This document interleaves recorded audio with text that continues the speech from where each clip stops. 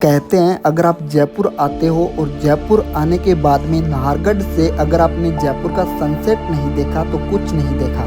जयपुर का एक ऐसा किला जो रहस्य से भरा हुआ है। इसके बारे में आपने काफ़ी कहानियां सुनी होगी, लेकिन जब आप यहाँ पे विजिट करोगे तो आपको जो इस वीडियो में जानने को मिलेगा वो आपको कोई नहीं बताएगा। जी हाँ दोस्तों, आज हम जयपुर के नाहरगढ़ किले को एक्सप्लोर करेंगे और यहाँ का नाइट व्यू और यहाँ का सनसेट बहुत ही फेमस है। जयपुर का नाहरगढ़ किला रहस्यों से भरा हुआ है। इस वीडियो में हम उन्हीं रहस्यों से पर्दा उठाएंगे।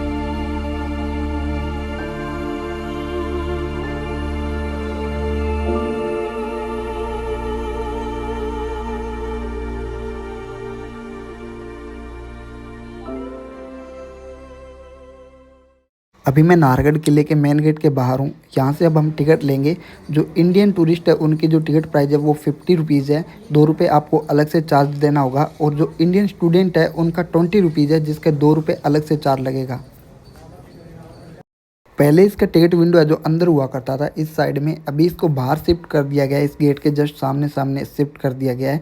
तो यहाँ से आप बाहर से टिकट ले सकते हैं। और जो अगर आप टिकट लेंगे तो उसके आपको 52 रुपीज़ लगेंगे, जो कि 2 रुपये आपको अलग से देने होंगे। या तो फिर आप ऑनलाइन पे कर सकते हैं या अपने साथ में 2 रुपये खुले रखें जो यहाँ पे देने के लिए।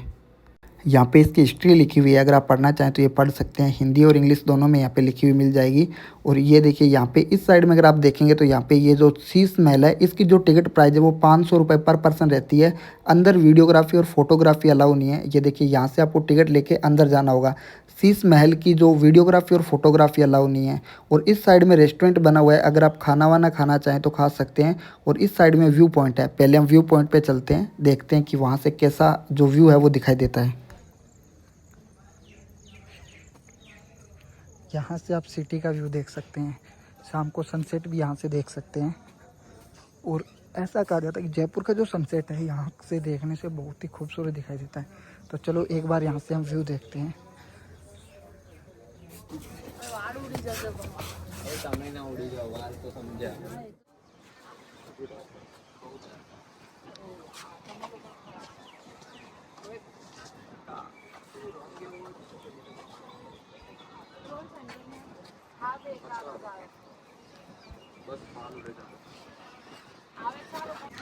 मैंने आपको व्यू दिखा दिया, कुछ इस प्रकार से यहाँ से व्यू आता है। हम आगे से भी व्यू देखेंगे। और इस साइड में सामने रेस्टोरेंट बना हुआ है। अभी हम पूरे इस फोर्ट को एक्सप्लोर करेंगे पहले, उसके बाद में मैं आपको यहाँ का सनसेट दिखाऊंगा। और उसके बाद में हम यहाँ पे एक बार भी है वहाँ पे भी चलेंगे। और उसके बाद में यहाँ पे रेस्टोरेंट है वहाँ पे भी जाएंगे। ये इस साइड में टांका बना हुआ है, जो बावड़ी है वो बनी हुई है, जो कि यहाँ से जो पानी को वो स्टोर किया जाता था यहाँ पे। और इस पानी से पूरे जो किले के अंदर जितना भी काम होता था उसमें यूज में लिया जाता था।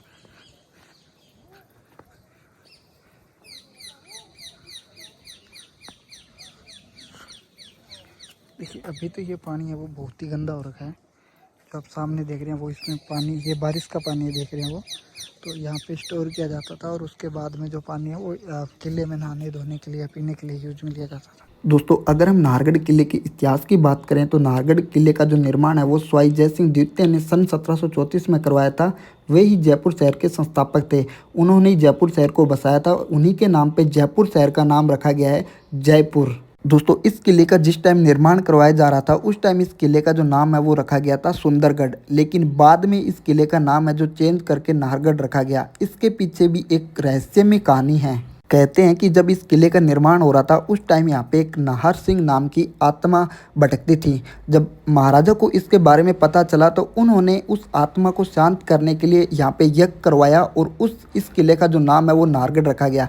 यहाँ पे देखिए यह एक कैनन रखी हुई है। इसके अंदर जो बारूद है ये युद्ध में ली जाती थी। यहाँ पे देखिए ऊपर आपको छेद दिख रहा है, इसके अंदर से आग डाली जाती थी। उसके बाद में यहाँ पे जो ये देखिए ये जो आपको छेद दिख रहा है इसमें आग डाली जाती थी। उसके बाद में इसके अंदर जो बारूद होता था वो ब्लास्ट करता था आगे जाके जो चलती थी, मतलब हमला करते टाइम।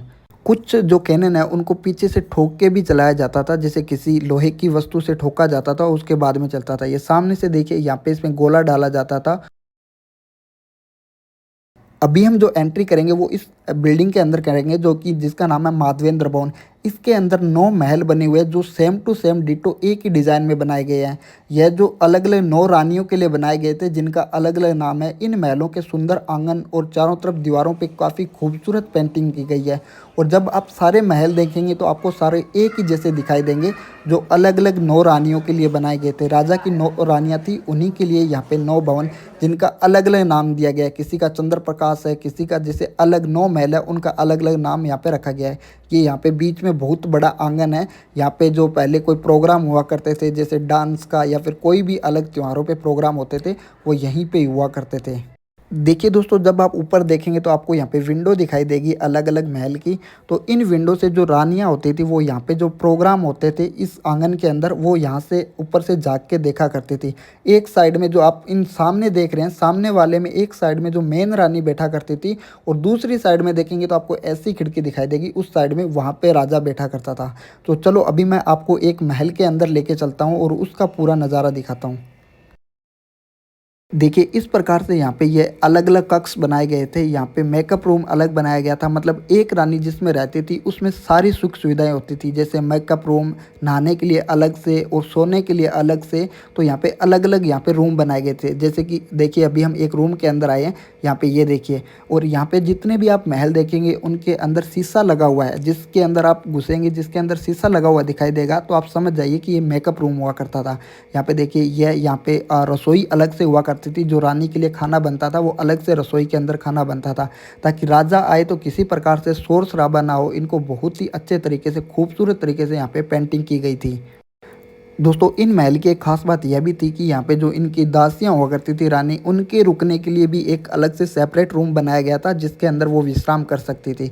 देखिए इस प्रकार से ये यहाँ पे रानी जो सोने के लिए ये बनाया गया था, सोने वाला कक्ष है जहाँ पे रानी सोया करती थी। और सामने आप देखेंगे तो देखिए यहाँ पे ये जो लगी हुई दिखाई दे रही है आपको, यहाँ पे आग जलाई जाती थी सर्दियों में ताकि यहाँ से जो रानी है वो उनको गर्म रख सके इस रूम को।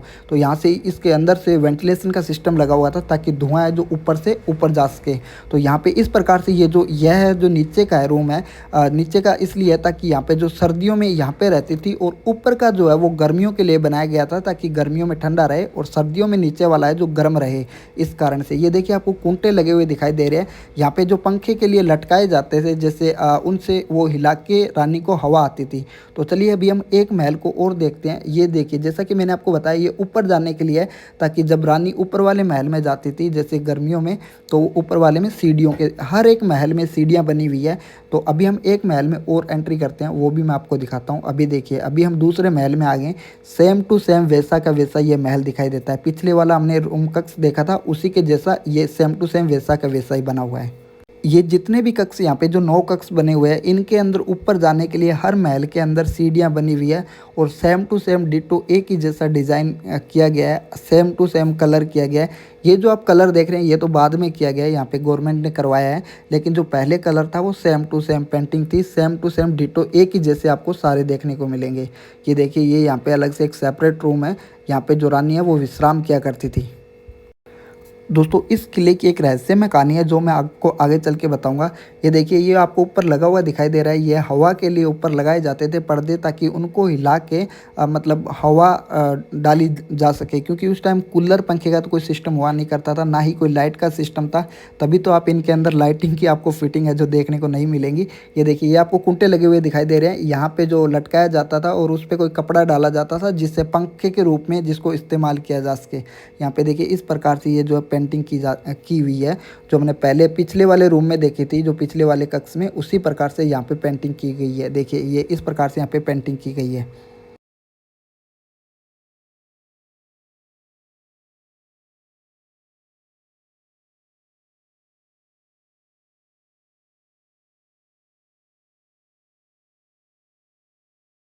चलो अब हम ऊपर चलते हैं और मैं आपको ऊपर वाला भी कक्ष दिखाता हूँ। इसके जस्ट ऊपर वाला, जो ऊपर वाले भी है वो भी सेम टू सेम बनाए गए थे और इसकी एक अलग से रहस्यमय कहानी है, वो भी मैं आपको आगे चल के बताऊंगा। इस पूरे फोर्ट की एक रहस्यमय कहानी है जो कि काफ़ी डरावनी है। ऐसा कहा जाता है कि यहाँ पे रात को 12 बजे के बाद में आवाज़ें आती है। यह भी एक कहानी है जो कि इसके बारे में हम आगे चल के बात करेंगे। पहले मैं आपको यहाँ के पूरे महल दिखा देता हूँ जो कि किस प्रकार से बनाए गए हैं।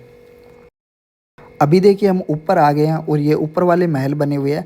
यहाँ पे भी अलग से एक सिस्टम बना हुआ है, जो कि राजा आता था वो अलग से एक गैलरी बनी हुई है जो कि सारे महलों को आपस में जोड़ती है। और एक अलग से गैलरी बनी हुई है जो कि रानी के पास में जो सखियाँ होती थी, तब राजा आता था तो वो अलग से बाहर निकल जाए, ना कि राजा के सामने वो नहीं जाती थी, अलग से निकल जाती थी, जैसे ये आप देख रहे हैं। और ये जो आप गैलरी देख रहे हैं, ये राजा जब आता था वो कौन से महल के अंदर जाएगा इसका वो राजा को ही पता होता था और किसी को पता नहीं होता था। तो ये जो विंडो है, ये जो आप गैलरी देख रहे हैं, ये गैलरी पूरे जो 9 महल बने हुए हैं उन 9 महल को आपस में जोड़ती है। मतलब इस गैलरी के जितने भी गेट है वो सारे किसी ना किसी महल के अंदर खुलता। और ये यहाँ पे कमरा इसलिए बनाया गया है क्योंकि यहाँ पे 9 तो भवन हो गए, जो सामने वाला हो गया। जब भी यहाँ पे कोई प्रोग्राम हुआ करता था तो यहाँ पे जो राजा बैठा करता था एक साइड में, और वो जो सामने दिखाई दे रही है ना, उसमें रानी बैठा करती थी। और जितने भी प्रोग्राम होते थे वो यहाँ पे देखे जाते थे नीचे, यहाँ से। ये जो विंडो है इससे देखे जाते थे, इस विंडो से।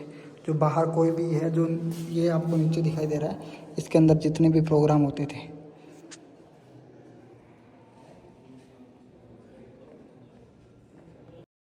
देखिए मैंने आपको पहले जो गैलरी दिखाई थी वही ये गैलरी है। और जो राजा था वो एक दिन में एक रानी के पास में रुकता था, तो वही ये गैलरी है जिनसे ये देखिए ये गेट बने हुए हैं। तो इन गेट के माध्यम से यहाँ पे राजा जो महल के अंदर जाता था। देखिए अभी हम किसी एक महल के अंदर आ गए हैं, तो यहाँ पे देखिए ये महल है और इसके ऊपर जाने के लिए भी, ऊपर छत पे जाने के लिए भी सीढ़ियाँ बनी हुई है। हर महल के अंदर ऊपर छत पे जाने के लिए भी सीढ़ियाँ बनी हुई है। ऊपर वाले में आपको बाथरूम सिस्टम भी देखने को मिलेगा, मेकअप रूम भी देखने को मिलेगा, अलग से किचन भी देखने को मिलेगा और अलग से यहाँ पे सोने की व्यवस्था भी देखने को मिलेगी। तो यहाँ पे जो इतने भी ये महल बने हुए इनके अंदर सारी सुख सुविधाएं थी। जो राजा था उनकी 9 रानियाँ थी, उनको रुकने के लिए यहाँ पे अलग से देखिए आप ये जो शीशे वाला देख रहे हैं, यहाँ पे ये मेकअप रूम हुआ करता था, जिसके अंदर यहाँ पे जो रानी है वो सस्ती संवरती थी, मतलब यहाँ पे मेकअप वगैरह अपना किया करती थी। तो देखिए ये यहाँ पे एक ऊपर जाने के लिए सीढ़ियाँ बनी हुई है, यहाँ से हम ऊपर चलते हैं और ऊपर से मैं आपको पूरा जयपुर का व्यू दिखाता हूँ। यहाँ से पूरे जयपुर का व्यू देख सकते हैं हम, पूरे जयपुर सिटी का और पूरे जयपुर शहर का व्यू दिखाई देता है। और ऐसा कहा जाता है कि अगर आप जयपुर आते हो और नाहरगढ़ से अगर जयपुर का सनसेट नहीं देखा तो मतलब आपने कुछ नहीं देखा। ऊपर से कुछ इस प्रकार से दिखाई देते हैं ये महल।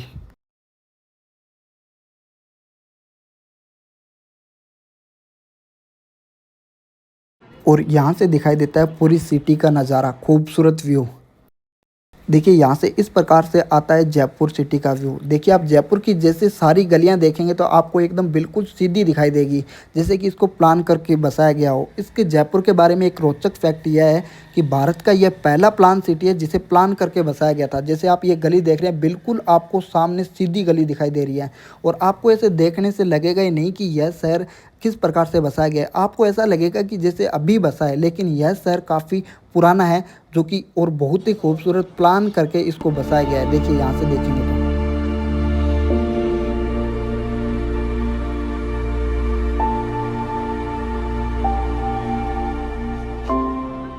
तो देखिए मैंने आपको जो पहले बताया था ना कि नाहर सिंह की आत्मा यहाँ पे भटकती थी, उन्हीं उसी का यहाँ पे ये मंदिर बना हुआ है। आज भी लोग यहाँ पे पूजा करते हैं, जो राज परिवार है वो भी यहाँ पे आके पूजा करता है। उसी के कारण से इस जो फोर्ट की है नीम टिकी थी। पहले जो इसको बनाते थे और रात को, दिन में बनाते थे और रात को नीम है जो इसकी गिर जाती थी, मतलब दीवारें जो गिर जाती थी। तो आज इन्हीं की कृपा से ये पूरा जो फोर्ट है वो खड़ा हुआ है। और सामने आपको जो दिखाई दे रहा है वो रेस्टोरेंट बना हुआ है वहाँ पे। अभी हम वहाँ पे भी चलेंगे तो वहाँ से हम सनसेट देखेंगे और वहाँ से मैं आपको ये यहाँ पे सनसेट पॉइंट है। अभी हम जिस साइड में जा रहे हैं, इस साइड में आगे सनसेट है और आगे रेस्टोरेंट है और इस साइड में बार है। तो आप अगर ड्रिंक वगैरह करना चाहते हो तो यहाँ पे कर सकते हो। इसका जो टाइमिंग है वो 9 बजे तक ये ओपन रहता है। तो यहाँ पे आप 9 बजे तक आ सकते हो और यहाँ पे जो भी अगर खाना वगैरह करना चाहें तो आप यहाँ पे भी फूड वगैरह इंजॉय कर सकते हो। डिनर वगैरह यहाँ पे भी कर सकते हो। जो रेस्टोरेंट का नाम है वो पड़ाव रेस्टोरेंट है, तो यहाँ पे ही कर सकते हो। तो चलो हम चलते हैं एक बार।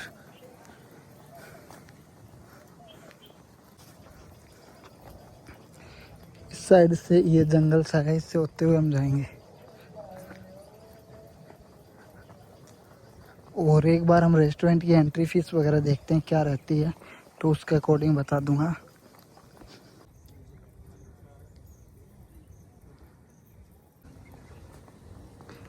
ये जो आगे नाम दिया गया है इसको काली बुर्ज पहाड़ी दिया गया है, तो वहीं पे अभी हम जा रहे हैं काली बुर्ज पहाड़ी पे। यहाँ से इस रेस्टोरेंट की एंट्री है, तो अभी हम यहाँ से एंट्री करते हैं और देखते हैं कि टिकट प्राइस वगैरह इसका क्या है एंट्री करने का। इसका अलग से है, कुछ भी टी कॉफ़ी कोल्ड ड्रिंक कुछ भी ले सकते हैं। कोल्ड ड्रिंक कितने वाली ले सकते हैं सर? कोल्ड ड्रिंक वही 250 ml है। 250 ml 20 रुपये वाली। 2 टिकट दो।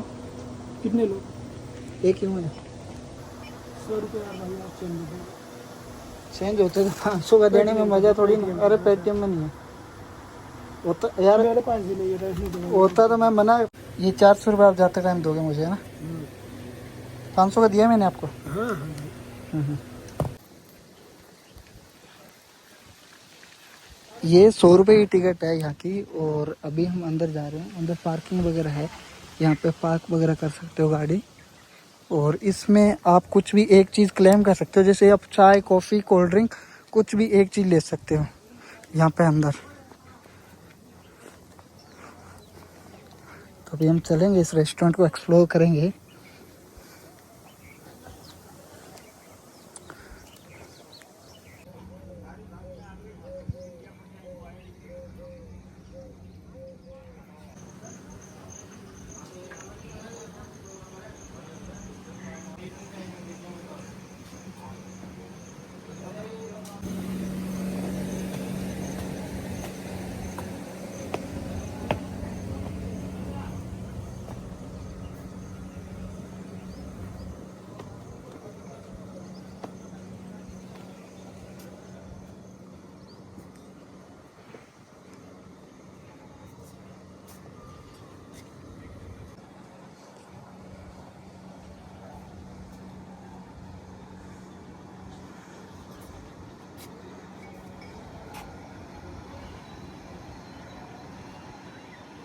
मेन्यू दिखाता हूँ आपको।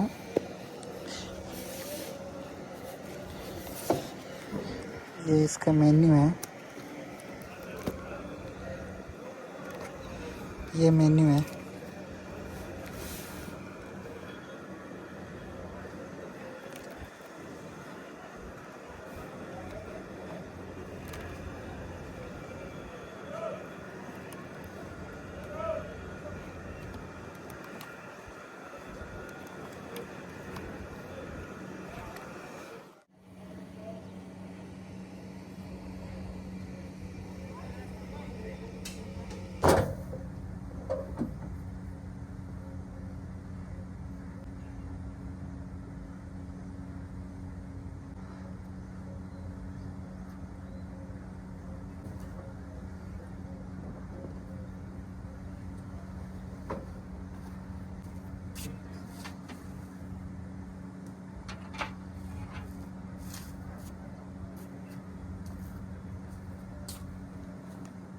मैंने यहाँ पे एक पानी की बोतल और एक कोल्ड कॉफ़ी मंगाई है। कोल्ड कॉफ़ी का 200 रुपये लगे हैं और पानी की बोतल जो मैंने पर्ची ली थी उसमें फ्री मिली है मेरे को। और यहाँ से देखिए व्यू कुछ इस प्रकार से दिखाई देता है।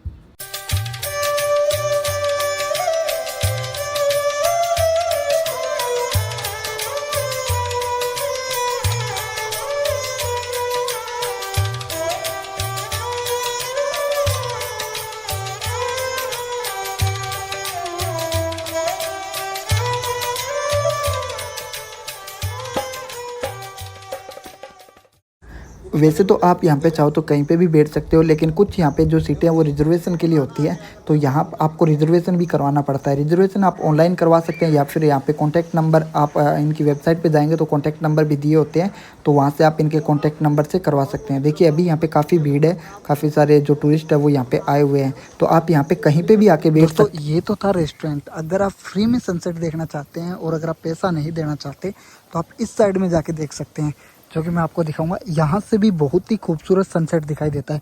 और उस रेस्टोरेंट से भी देख सकते हैं, लेकिन वहाँ पे चार्ज लगता है 100 रुपीज़। जैसे आप ग्रुप में आते हो चार्ज नहीं देना चाहते तो इस साइड में आप फ्री का सनसेट देख सकते हो, जो मैं आपको अभी दिखाता हूँ। चलो चलते हैं।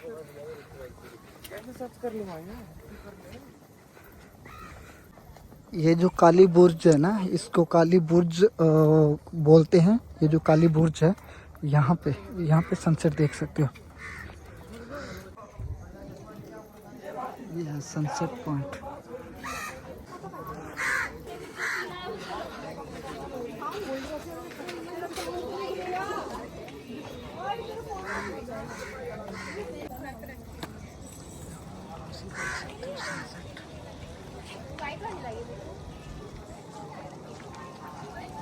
यहाँ से कुछ इस प्रकार से सनसेट दिखाई देता है। अभी मैं टाइम लैप बनाऊंगा, आप वो टाइम लैप भी देखिएगा। और यहाँ से जो सनसेट है वो कुछ इतना खूबसूरत दिखाई देता है। तो चलो अभी आप सनसेट देखिए, जब तक सनसेट होता है तब तक एंजॉय कीजिए सनसेट को।